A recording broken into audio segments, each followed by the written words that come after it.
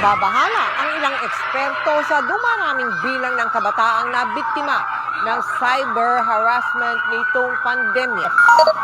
Ayon sa PNP Anti-Cybercrime Group, halos 300 sari-saring cybercrime complaints ang kanilang natatanggap kada linggo. Pangalawa ang Pilipinas sa may pinakamaraming kaso ng online na pang-aabuso sa mga bata sa buong mundo ayon sa isang grupo.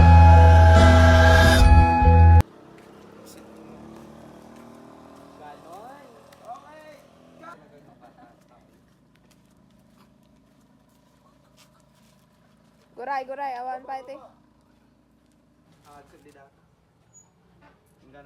Agchikahan kayo.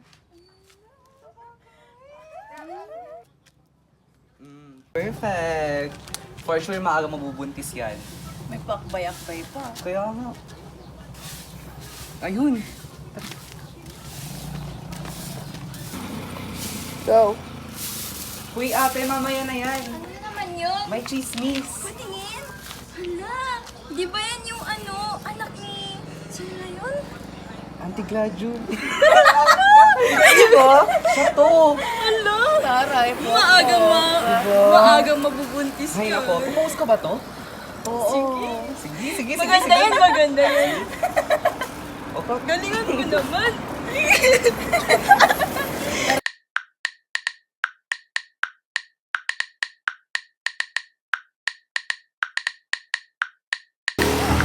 Oh, ayan, okay na. Dali, tignan natin. O di ba si Ana Marito?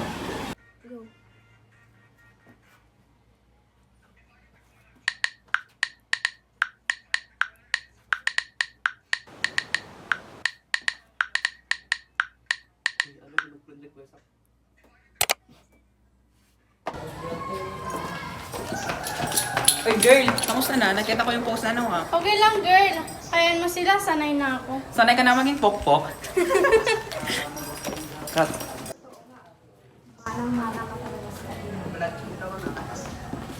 Diba, pre? Bakit ba? Inaano ba kayo ng girl best friend Bakit ko? ba? Pokpok eh. May pruweba ka ba? Hoy, bakla, bakit ba? Attorney Yar. Tabi! Hoy, bastos! Hiwalay na tayo! Wag!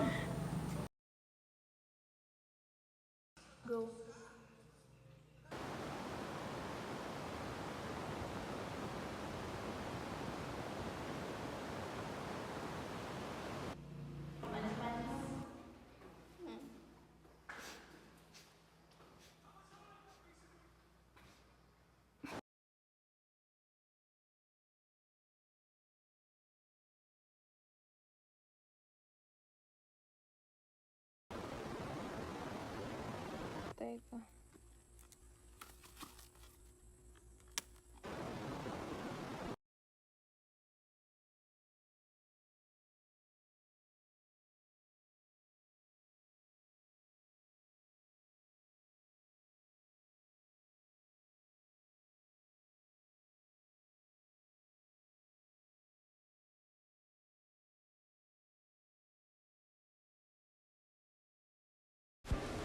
Cyberbullying isn't funny.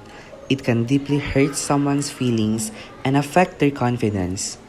Behind every screen is a real person who can feel pain, sadness, and fear because of harsh words and cruel messages. What may seem like a simple joke or comment can leave a lasting impact on someone's mental health and emotional well-being. Think before you click, post, or share anything online. Ask yourself if your words are kind, respectful, and necessary. By choosing empathy and responsibility, we can help create a safer and more positive online environment for everyone.